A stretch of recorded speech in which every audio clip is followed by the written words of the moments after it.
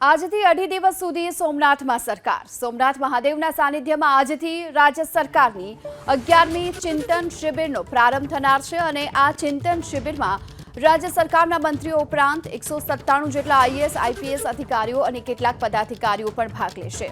ચિંતન શિબિર માટે 70 વ્યક્તિની ક્ષમતા ધરાવતા 2 ચાર્ટર્ડ પ્લેન રાખવામાં આવ્યા છે.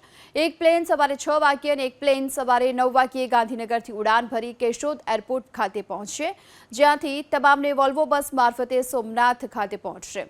જો કે આજે બપોરના ભોજન બાદ આરએસએસના પ્રાર્થના મનુષ્ય ગૌરવ ગીતથી શિબિરનો પ્રારંભ થનાર છે. મુખ્યમંત્રી ભૂપેન્દ્ર પટેલ પ્રારંભિક પ્રવચન કરશે તો કર્મયોગના 6 સિદ્ધાંતો પર મુખ્યમંત્રીના મુખ્ય સલાહકાર હસમુખ અઢિયા વક્તવ્ય આપશે.